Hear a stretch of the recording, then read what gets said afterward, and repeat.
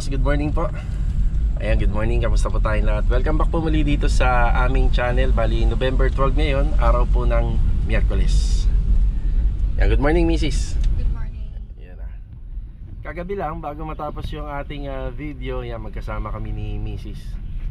Siya nga pala mga Karos, nandito po sa likod namin yung septic tank na galing po sa Bulacan area. Ayan, maraming salamat and shoutout po doon sa Lalamove driver, napakabait po. Ayan, dito tayo ngayon sa Tansa Garden Premier. Bali, ibababa lang po muna natin to. Ibababa lang po muna namin to. Tapos dediretso tayo ng Kawit. Ayan. Bali, naka-schedule po to si Mulong. Ayan, naka-schedule si Mulong para sa second PMS niya. So, dati ay nasikaso rin namin ni Mrs. to eh. Pero sa ngayon, ito muna. Medyo maaga tayo, alas 7 pa lang ng umaga. Yan, ibababa lang po muna namin to. Bali, ang septic tank po na in-order natin is 1,000 liter. Yun naman po lagi sa mga yan malaki. Ito po siya.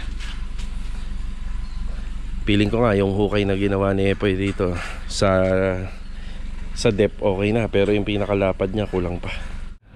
Bale, ito mga Karos, okay na po tayo rito. Naihatid na rin po natin yung septic tank. Didiretso muna kami ng Kawit. Tapos magbibigay tayo ng update sa mga ongoing project natin. Mga Karos, samahan niyo muli kami ngayong araw na Miyerkules. Enjoy watching po. Let's go. Tara. Ito po yun. Yan o. Ang dahilan niya po pala bakit bumili tayo ng bago nito. Since nung turn over naman po yung bahay na to, meron siyang sariling septic tank na nakahabang na po dyan. Kaso nga lang, nandyan po sa may gitna. Yan, nasa gitna, tapos nawala pa po sa klibe. So itong bagay na to is magiging additional ni client. Mamaya babanggitin ko kung magkano. Yan, meron naman mura na ito, pero pahirap pa maghanap. Yan, bali in order pa natin to sa Bulacan. Bali napamahalan tayo nito sa Lalamove. Mamaya i-share ko sa inyo kung magkano po to yung bili natin dito. Tara.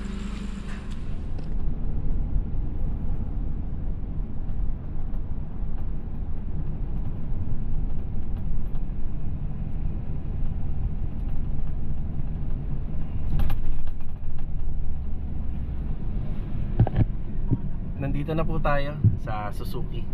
Ayan, bali sa may Kawit. Okay.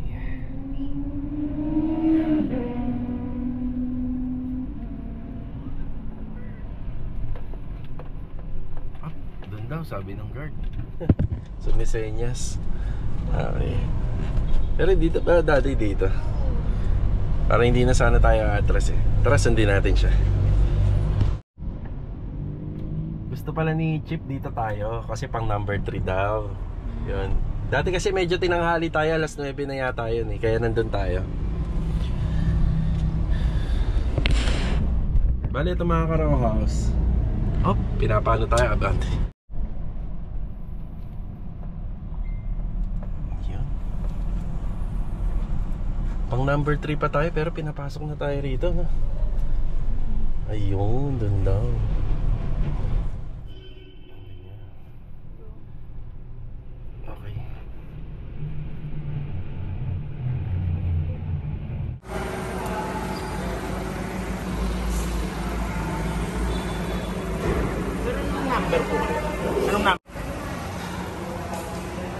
Bali, second PMS namin dito. I am checking. So, wala naman pong problema to kasi maingat po kami gumamit nito. Kahit ginagawa nating kargahan sa construction.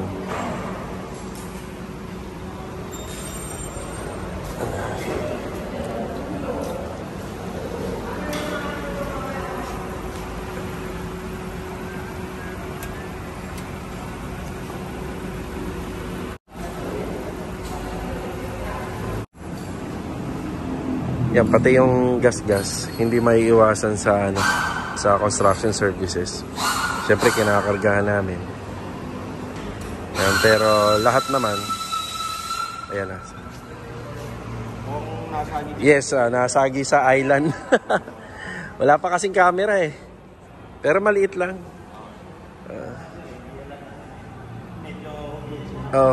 Hindi naman pansinin. Yan nga, Sir, thank you. Salamat. Ayan na. Yan, shoutout kay Sir. Bali, ano na po kami rito. Nabot na kami ng tanghali.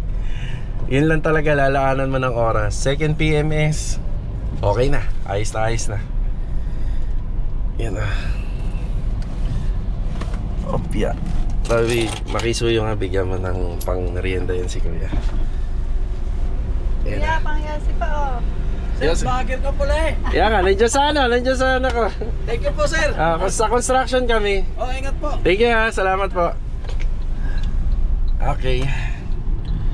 Bali mga karos, mahalaga po itong ano, napakahalaga ng PMS. Second PMS na namin. At syempre may mga karagdagan na rin po kaming pinasikaso. So yun na, nag-change oil, windshield, pinalinis namin yung makina.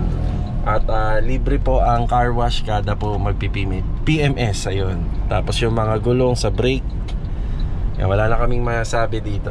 So syempre si Mulong, bago to, no, bagong sasakyan to. Hindi naman po siya second hand. Kaya under po ng services nila, na i-monitor po to within 3 years. Ayan, 3 years po yan. Yan ah. Yan, salamat din kay Mrs. Lagi tayong sinasamahan. Ayan, bali si La Client nga pala sa Anyana Bel Airs East Project. Nandun nga po pala sa unit. At nagbigay pa po sila ng pasalubong. Hindi talaga nawawala yung pasalubong nila, no? Naswerte ng tropa po ngayon doon. Busog na naman. Yan mga karos, manananghalian na lang po muna kami ni Mrs. dito sa labas. Tapos bibili po kami ng konting materyales para po doon sa Anyana Bel Air East Project. Mga karos, yung tungkol nga po pala dito sa sa keyless, i-convert po sana natin yung susian kasi minsan ang hirap po talaga eh. Ang kaso, baka ma-void po yung warranty kapag ginalaw yung electrical parts. So bawal po galawin. So ayan, hindi po natin siya ma-upgrade sa keyless. Tsaga-tsaga muna na disusi talaga manual. Let's go. Sa ano muna tayo, sa hardware. Tara. Siya nga pala mga karos, galing na tayo ng Kawit, diba? Doon sa may Suzuki. Bali, dumaan uli ako rito, wala pa yung ilaw, hindi pa available yung para sa Riega de Diaz, sa mga poste. Tapos nung kahapon, bumili ako rito ng breaker. Hindi ko napansin, kulang ng isa. Ayan na, nakuha naman po natin. So ito. Yung kulang po ng isang yung insert para po do sa mga breakers. So ayan. Kailangan natin yan doon. Incomplete yung binili natin. Yan, tara, break time muna. Tara. Dito na kami kakain ni Mrs. sa may Ningnangan. Yan, magkakahilera lang yan yung mga pinanggalingan natin. Tara. Yan mga karos, kain po tayo. Ayan, nilibre ko si Mrs. kasi lagi niya ako sinasamahan eh. So ayan, may barbecue tayo rito. At saka, ano to, kari-kari. Crispy. Ayan o. Yan, kain po. Ito mga karos, nandito na tayo sa Anyana Bel Air East. Bago tayo pumunta rito, bumili po tayo ng mga PVC pipe. Dan, pasuya. Kasi dumating na ba yung Lalamove? Wala pa. Dato nandun. Ito yung kapartner niya na. Yan, bali si La Client nandito kanina. Ayan, maraming salamat nga pala dahil may pasalubong pandala. Tapos may hinihintay tayo rito na magano po ng magdi-deliver po ng truck light. Bali gagamitin po yun dito sa may living space. Yan, bali via Lalamove na manggagaling dito sa General Trias. Rick, good afternoon Rick. Good afternoon, bro. Yan, dito po gagamitin tong PVC. So itong PVC na to, bali yung aircon po ng living space, ibabaon po namin sa pader at saka dito sa pinaka flooring, yung pinaka drain ng aircon. Yan, parang nakatago. Tapos ito nga po pala yung tinutukoy ko nung nakaraan. Ayan, nakabaon na po rito sa downspout. Bali ito kasi trench drainage namin, dito na maglalaro lahat yan.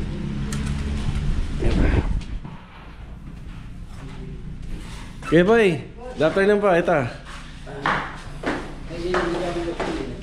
Ayan na. Louie, good afternoon, Louie. Ayan na. Maliwanag na rito. Ayan na. Yan yung binili natin ng mga pin light. So, dalawa rito. Yan, 3. Tapos 4 dyan. Pero ikinabit na po muna nila Kuya Boy yung iba para maliwanag dito. Ayan yung tiles. 60 by 120. Nagawin ko din boss para magkain. Yan nga para maliwanag. Sabi bang pinakita ko yung binili ng paano, yung grinder. Para dito. Yung kasi pala boss, yung doon pala, yun ang 4 ang ilaw. 4 yun. 4 to. Yung dalawa, Tignan, dalawa nga lang yan. Oo. pero Isang switch lang. Bali magiging 3 gang pa rin.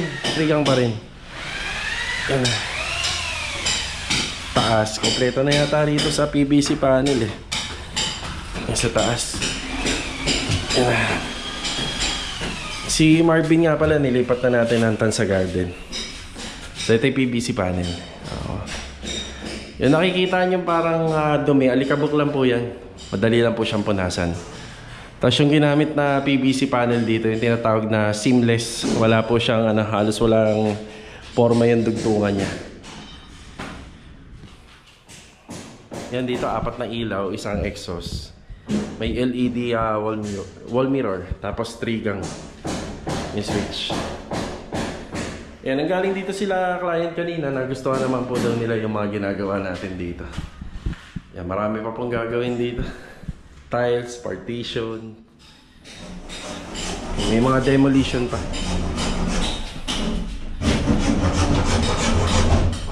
Ito sinisimula na ni Kuya Boy rito.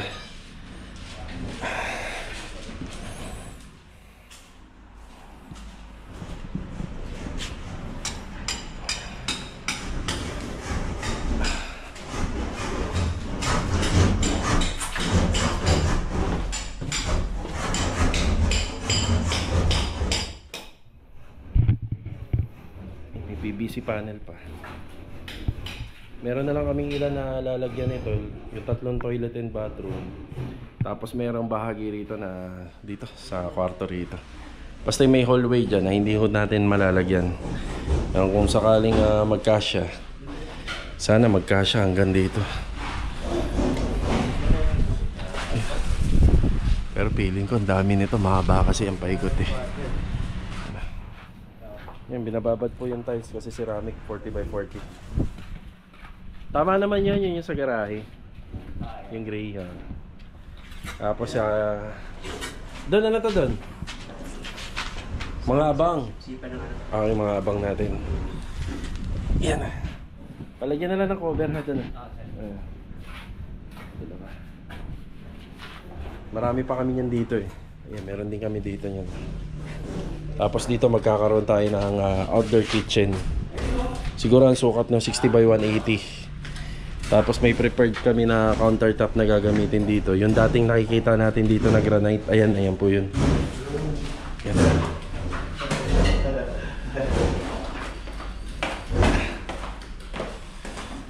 Lubi.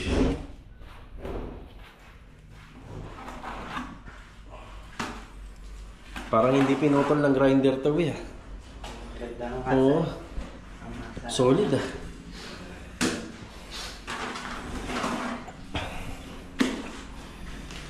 Yan, napakahirap nga lang po talaga mag-install ng ganito kalaking tiles. Yan ah. Pure adhesive.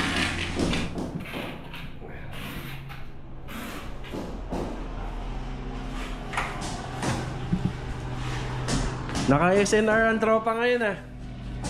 Naka-SNR ang tropa. Ito oh. Uy, wala pong kabawas-bawas. Ang sarap naman. Kaya maraming salamat po kay Sir and Ma'am. Thank you. Tapos ito nga po pala yung sa malapitan. Ito yung tiles para sa second floor. Yan, i-vlog na po natin yan. Tapos ito yung sa combination po sa garahe at saka doon sa may porch and outdoor kitchen. So ito yung sa garahe. Napansin ko lang itong banda sa garahe. Parang Parang mahirap linisin to. No, yung texture nito, no? Oo. Yun, maano siya. Malakas mag-absorb ng semento. So, madugong linis yan kapag ka natapos. Kailangan yan. Punas. Oo, punas kagad. Yung pinlet nito, kasakot na rin ba ito? Yung alin po? Taas yung mga pinlet nito. Oo, kasakop na po yan. Pati ito. Oo, ito, puro malalaki po. Lahat ng pin light dito. Oo. Basta yung ano lang naman maliliit, dito lang naman yun at saka doon sa taas. Kasi ito, kakabot yun. Oo, yun yung para sa CR. Yung natitira. Di ba yung apat yun? Apat. Yun yung sa taas. Sa taas. Yeah. Tapos yung dito sa dalawa na to, tig-dalawa. Malalaki. Yung malalaking pin. Ganyan din po. Yan. Sige. Ito, pwede na lagyan ng ilaw to. Ano, uy? Si ma'am, gusto ni ma'am kung pwede daw pantay yung lababo sa tiles.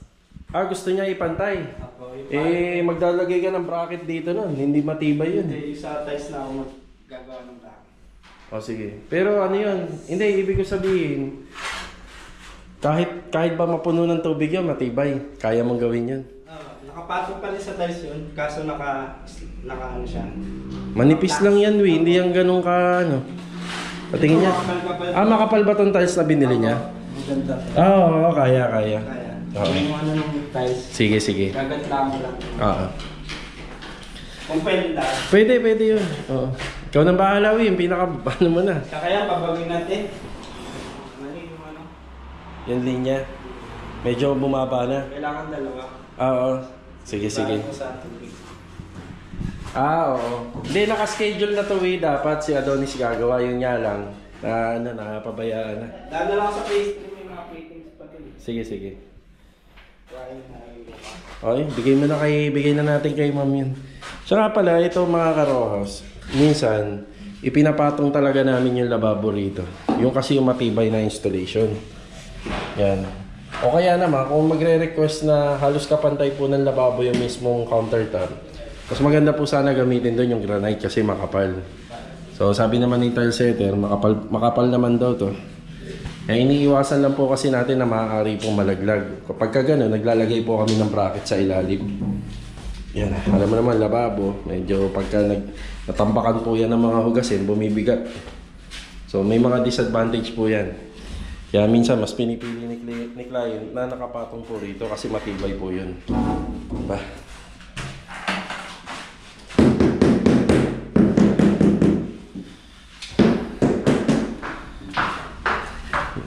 Ito lang pala yung po, dalawa. Pito po. Yung center, hindi ko nalagyan. Oo. Isa, dalawa, tatlo, apat. So ito, 8 nga yung binili ko rito. 2 set.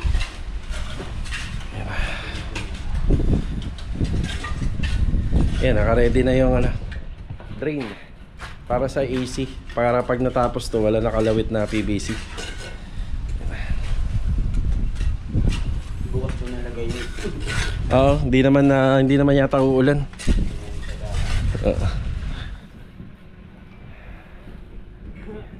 Ito lang po muna yung vlog natin dito sa Anyana. Papunta naman po tayo ngayon ng Tansa Garden Premier Phase 5. Ganda weather natin ngayon. Yan. Init. Bali mga karos, nandito tayo sa Tansa Garden Premier. Ayan, bumalik po tayo rito. So magbibigay tayo ng update dito. 2 unit lang yung maikutan natin. Gawa ng kailangan po kasi natin asikasuhin nito si Mulong para sa second PMS niya. Yan na, magandang araw po kila client owner dito. Update tayo.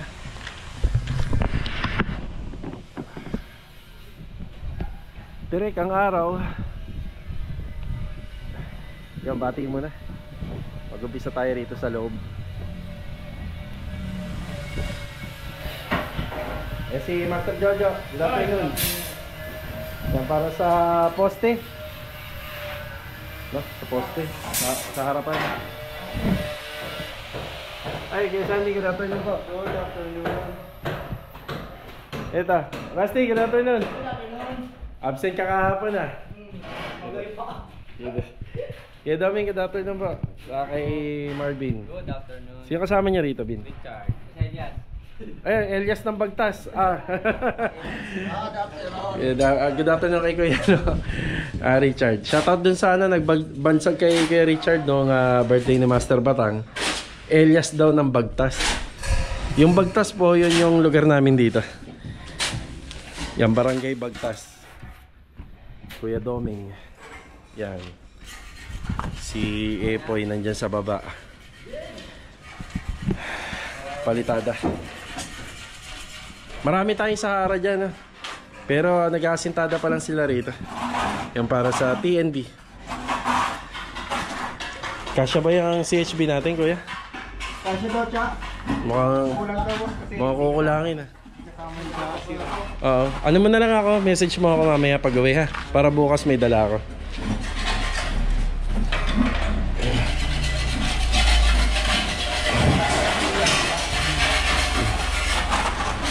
Yes, CHB.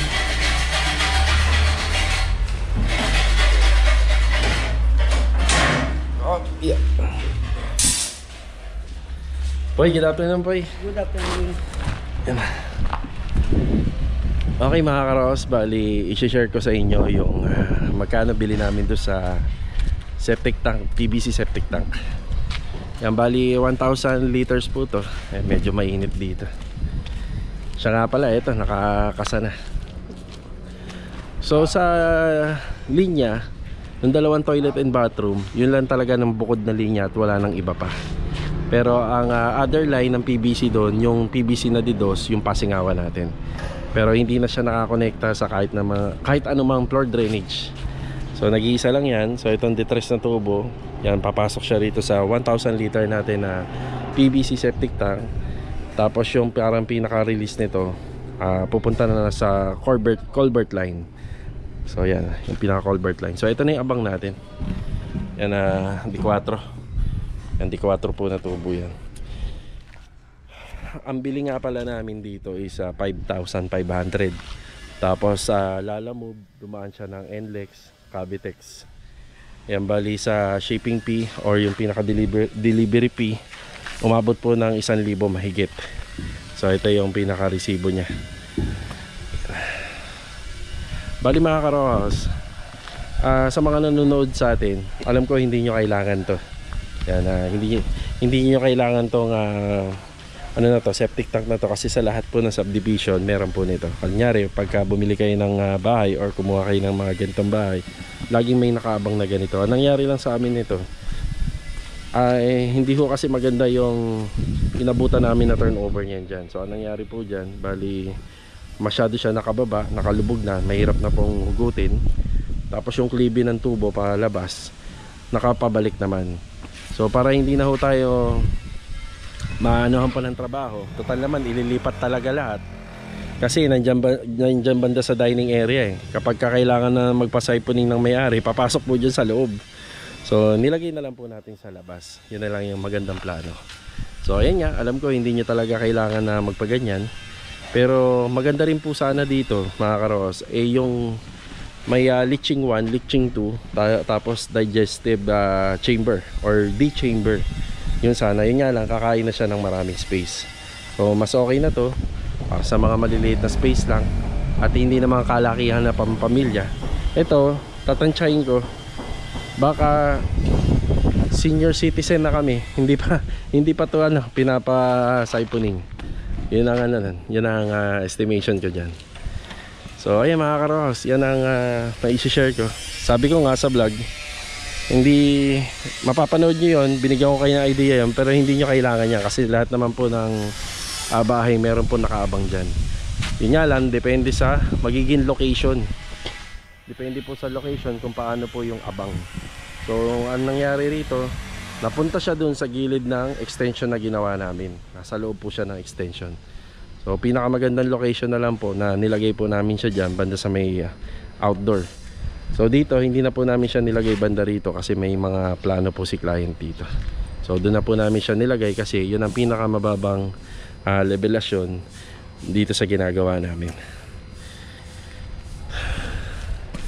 Ayan mga karos, hanggang dito na lang po muna yung vlog natin ngayong araw po na Miyerkules. Yan, kita-kita po ulit tayo for the next video. So second step natin dito, natapos lang po yung mga asintada. Tapos kailangan pa nila ng hollow blocks. So after nun sa CHB, magpa-plastering na.